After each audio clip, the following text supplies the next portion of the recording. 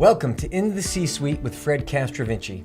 On this show, I sit down with New Jersey executives to explore their leadership journeys, the pivotal moments, the challenges, and lessons that have shaped their success.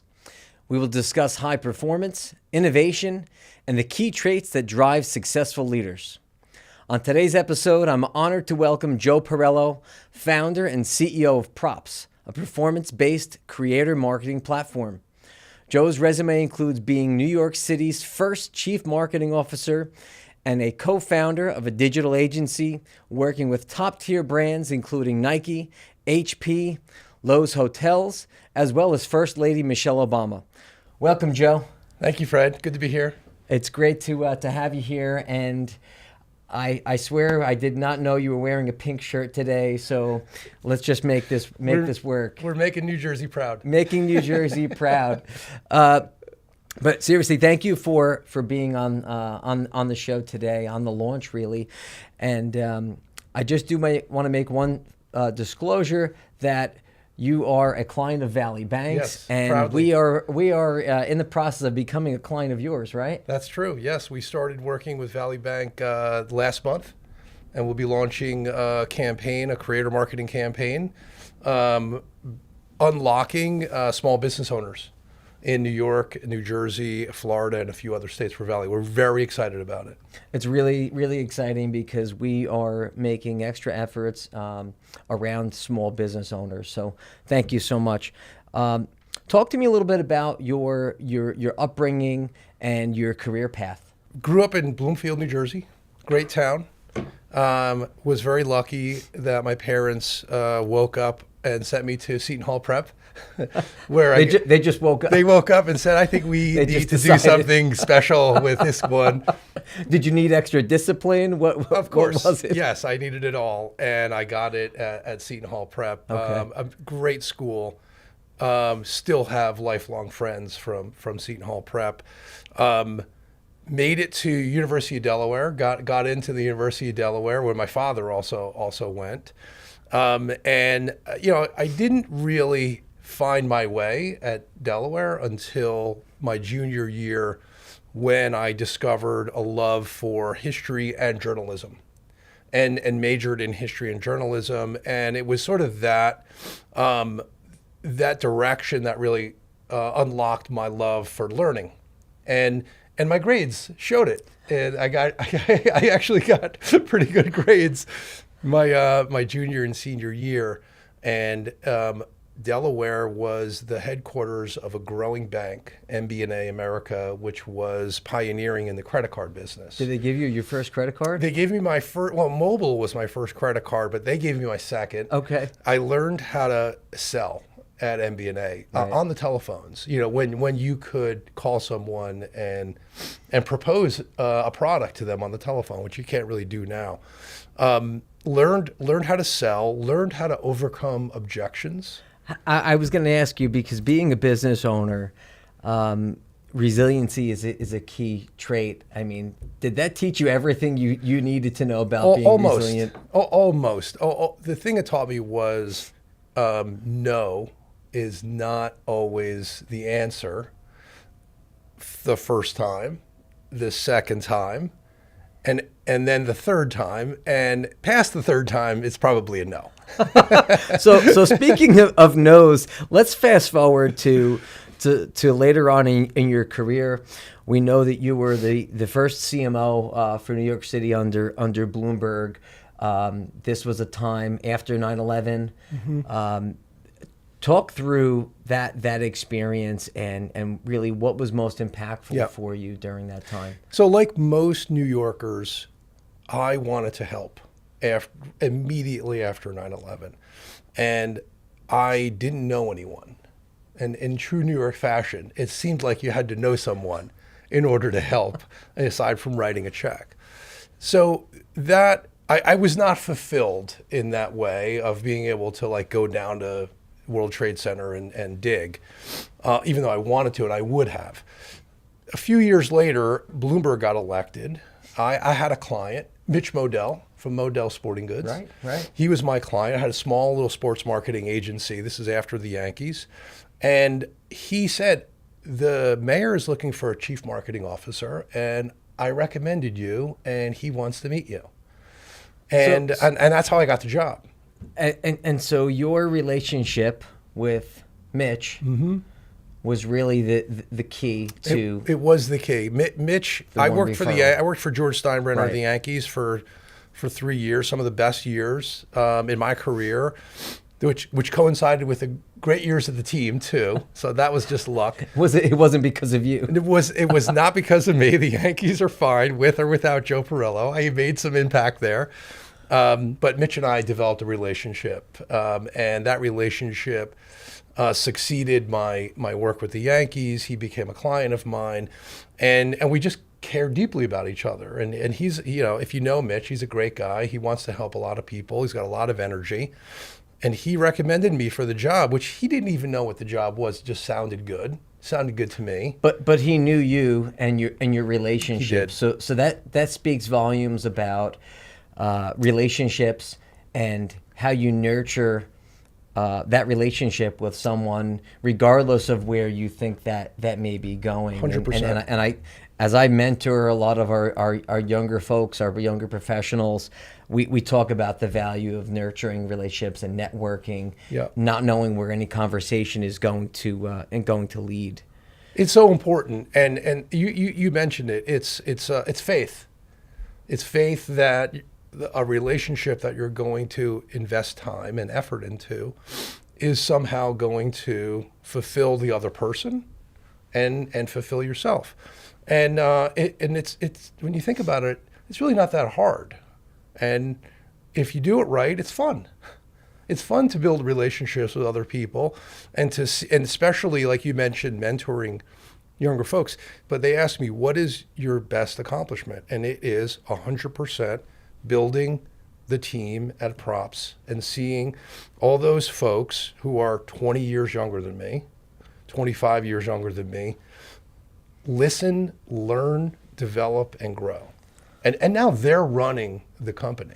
It sounds like the most rewarding part of what you do as a leader is the development and growth of others. But talk to me about your leadership style. I think I have never thought about my style, but I could share with you things that I'm sure I do. One is I make sure that everyone understands their job and my expectations of them. That's number one. Number two, that they can do the job, that I give them the tools and the resources and the money and the permission and the authority to do the job. The second thing is I try not to do the job for them. In the beginning, I do, because I want them to learn. And then I let them make mistakes. And my job is to enable them to be in a position where they can make a mistake that doesn't tank the company. That's my job. And they make small mistakes, and we fix them, and then they learn and they move on. I remember a leader telling me years ago in my career that there's not many things that any one person that could do that could sink the ship. Yeah. Okay. And as long as the right intentions and behaviors are there, and outside of anything immoral or illegal, right, we can pretty much fix anything. Totally. Okay. And so I've just been talking about that. Yeah. Because I've been telling it, because our company's getting a little bigger. And I was like, look, we can basically solve any problem. Right.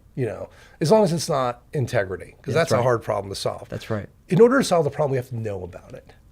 So, share your feedback with us, call us, email us, interrupt us so that we can understand what's happening in the business, and then we can solve the problem. What are you doing today with Props Media? Yep. And talk a little bit about the model that's been developed and how innovative that is based on where AI is today and what you've been doing for several years already with this organization. Yeah. Well, I saw the value of influencer marketing right before it really started to grow. I also saw the deficiencies. The deficiencies in influencer marketing is it's very hard to measure, and it's hard to be precise. You're essentially in the hit business. Like, creating a hit song is not easy. No, it's not. It's not an easy thing to do. Not impossible. Not easy, takes a lot of money and a lot of patience, right? And a lot of scouring for talent. So I took what's lovable and attractive and exciting about creator marketing and paired it with paid media. And paid media is precise and scalable and accountable and measurable. We put those two things together so our clients can get the inspiration and the humanity of creator marketing in a way that serves the CFO. The CFO wants, I gave you this much money. What did you get from me in return? That's what essentially we deliver to our clients. Your KPIs. Everyone wants to know. Yes. What are the KPIs and how are we tracking progress in for the investment that we're making? Yeah, far beyond the fuzzy metrics that I think has infected marketing today. Impressions and likes and all of that. Right. We make believe we work for the CFO, and the CFO wants new leads, new customers, right? New revenue, or they're not doing their job, and so that's what we deliver. And what's been the most rewarding, let's rephrase this, the biggest win you've had for a client so far with props? So most recently, we started working with a CPG company, Yerba Madre, in California. Okay. Grassroots energy drink, right? Healthy, very different. I've never tried it. They have these beautiful yellow cans. You'll be seeing them. They're popular in some major cities, and they're really growing quickly. What they loved about us was that we gave them that grassroots feel, which is how their brand grew. Right. So they call it authenticity, but we're bringing the authenticity at scale. And they said, we've never come across a platform that protected the authenticity of our brand, but did it so that the private equity guys would like it also.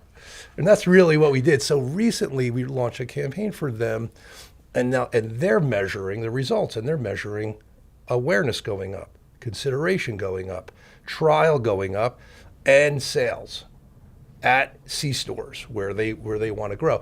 Now, these are things that we can't measure, but they can, and they are, and we're so proud because we made a big impact, and our client said, great job, we can see the results, they're sharing with the results for us. So it's like a third-party advocate is saying, these results are real. Joe, I really appreciate the time you spent with me today and had a lot of fun. So thank you so much. Me too. Great to see you. Thanks. Thank you.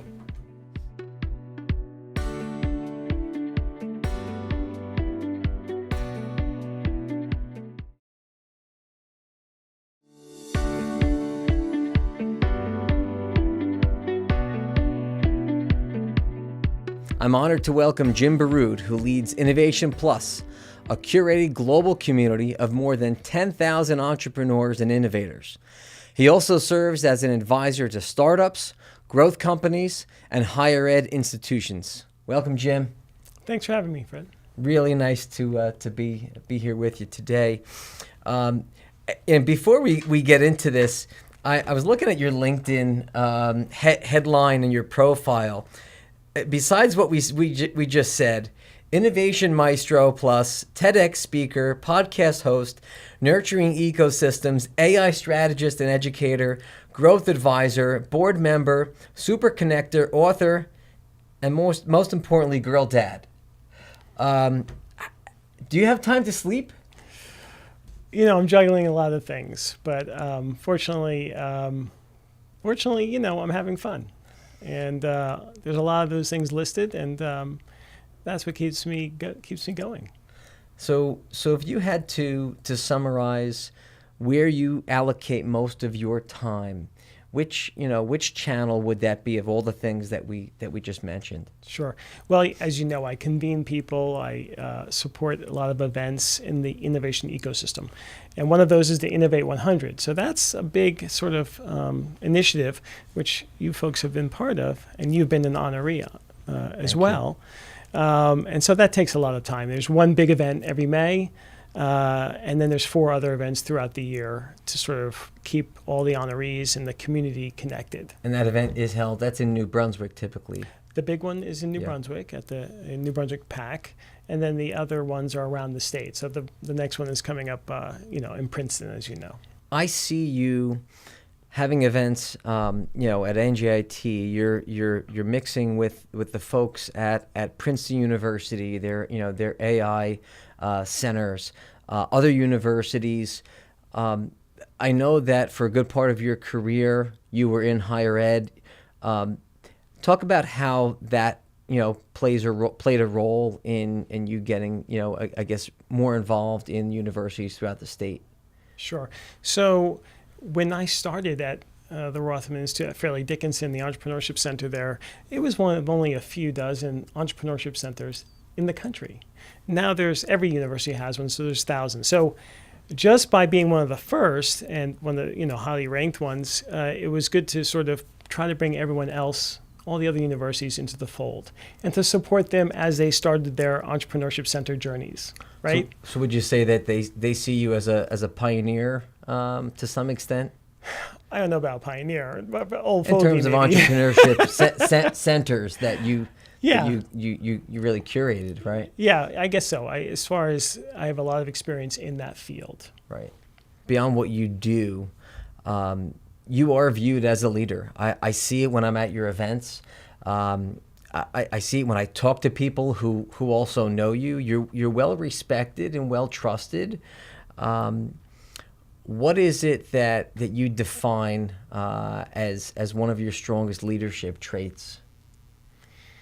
I think the ability to build relationships and stay connected. I've always been part of the nonprofit sector, so I think that sort of has helped frame my sort of reputation and leadership profile in the state and beyond. Right, being at a university, being at a nonprofit tech trade association, and then doing things on my own, I've sort of always had sort of that impetus to help other people. I like to think because I know by helping everyone, all the entrepreneurs, all the innovators, that makes our community stronger. So I've just been lucky to sort of, in some ways, just be in this sector and being able to help people in many ways. And so how many years would you say that you've been in and around this ecosystem of tech, higher ed, New Jersey? Over 25 years, and I feel old saying that.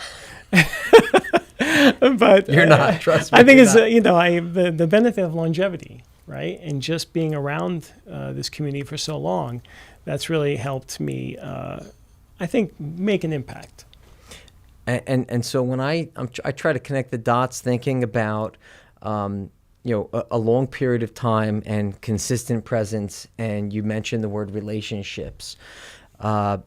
Trust seems to be a recurring theme when we think about relationships, what they're made of, and you're very active on LinkedIn and social media, and I see trust as a recurring theme. How do you establish trust as a leader with the people that you interact in this ecosystem? One of the things is simply being responsive and getting back to people and delivering on promises, right? Isn't it amazing how simple of a concept that is? I think I learned that in kindergarten, but we're told these simple things, but I know. And I think that's just, part of what it takes. And, trust is super important these days, more important than ever before, because as technology races ahead and AI races ahead, then being a trusted person is really important. Tell me about some lessons learned as a leader where you dare I say the word failed or didn't achieve a goal you set out to, but you learned and grew from it. Yeah, well, one of the phrases that I always remember is from a colleague of mine, actually someone who I succeeded. She always said, "A no today does not mean a no tomorrow." And in the nonprofit sector, you're always sort of asking for support or resources, whether it's internal or external. And so I never forgot that, right? Rejection is hard, but you have to sort of plow ahead. And lo and behold, months or years later, it's a yes. So it sounds like resiliency and just staying at it are keys to being a successful leader. Absolutely. Persistence is the key. I think if you're an entrepreneur, or if you're a nonprofit leader, or if you're any type of leader, persistence, resilience, trust are important traits. Talk about what's happening in New Jersey on the innovation front. You mentioned before that every university has an entrepreneurial segment. We're seeing funds being started. It feels like there's a founder space happening. And then you have AI in the mix. What's going on in New Jersey? A lot of good things have happened over time, right? This just didn't happen in one day or 1 year, right? So all the university programs have been developed and are robust. That's great. The corporate sector has engaged the ecosystem. That's great. The more investors have come into the mix, right? That's great. And banks, of course, obviously supporting all the way through. And then you have the government, who's really, over the past 8 years or so, has done a really good job of supporting the innovation programs, entrepreneurship programs. And we have a little luck on our side, too. And I hate to say this, but there was some silver lining from the pandemic. The exodus of talent from other places, including New York City, came here and stayed, right? Our quality of living is amazing, great schools, etc. And then all the money from the federal government was sort of plowed into these programs. So, in fact, over 100 programs, as I just learned this morning, over 100 programs were launched, all to support this innovation entrepreneurship community. So some luck, right? A lot of money, a lot of effort, a lot of programs, and a lot of people, like me, just helping connecting dots, have made us a stronger community. Still a far way to go, right? A stronger community, and one that's I think will become stronger. What advice would you have for young executives, young founders, people who are innovative? What advice do you give them for someone who's earlier on in their career as a leader from one to another? Being open-minded, trying new things, working hard, some of these same things that we've said for years. But these days, it's so important to keep learning, especially as technology is moving so quickly. So being open to learning. And then building relationships. These days, again, I empathize with younger folks because they're, again, stuck to their screens and have not learned the skills on how to build relationships. And so whatever these young folks can do to build relationships, go into the office, right? If they're a young professional, force your way into the office and start building relationships with everyone, particularly the higher ups, to learn from them. Because that's really important. Well, I don't want to end it on saying too much technology and too much AI because you are the innovator here. But Jim, I see you as an inspiration. I appreciate everything that you're doing in the state. And I really want to thank you for coming on the show. Thank you for having me, and thank you for your leadership. I really appreciate that. And Thanks. so does the community, more importantly. Thank you. This was fun.